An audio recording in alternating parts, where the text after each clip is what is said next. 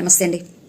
పంచభూతాలకు కారణమైనటువంటి కామము యొక్క చెరలో బందీ అయినటువంటి జ్ఞానమునకు కామమునకు జరిగేటువంటి యుద్ధమే ఈ భగవద్గీత.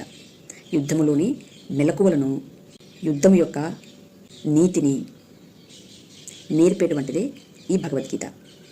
ఇంతకు భగవద్గీత 3వ అధ్యాయంలో సెలవిస్తున్నట్లుగా పాపభూయిష్టమైనటువంటి గొప్ప శత్రువు మానవుడికి ఈ కామము. యుక్తకాలమున కామమును, ఈ జ్ఞానము, మానవుడి యందే మర్మమయ్యున్నటువంటి జ్ఞానము లేదా వాక్యము లేదా ఈశ్వరుడు లేదా శబ్దము లేదా ఓంకారము, ఈ కామమును నశింపు చేయలేకపోతే చివరికి అదే ఆ కామమే జ్ఞానమును లేదా ఈశ్వరుడిని సైతం నాశనం చేస్తుంది సుమా. కనుక మానవుడి అంతర్గతం మందు జరిగేటువంటి ఈ యుద్ధము ఎవడు పరిపూర్ణం చేశాడు, ఎవడు మట్టికి నిర్ణయించినటువంటి మృత్యువును స్వతంత్రించుకొని మహిమ దేహమునకు పునరుత్థానమైనాడు, విశేషముగా కాకుండా సామాన్యమైనటువంటి భక్తి ద్వారా సమస్తమును హరించి వేసేటువంటి శక్తి కలిగినటువంటి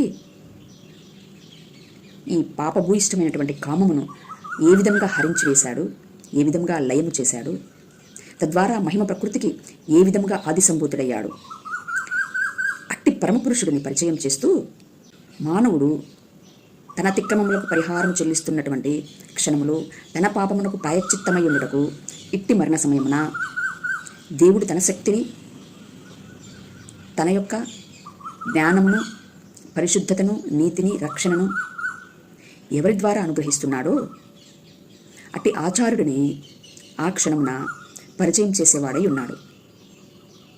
కనుక భూమి మీద నరుడి కాలము యుద్ధము వంటిదే అని బైబిల్ కూడా సెలవిస్తుంది. యుద్ధము అంతరంగమందు జరిగేదే కానీ బహిర్గతమందు జరిగేటువంటి యుద్ధమే కాదు.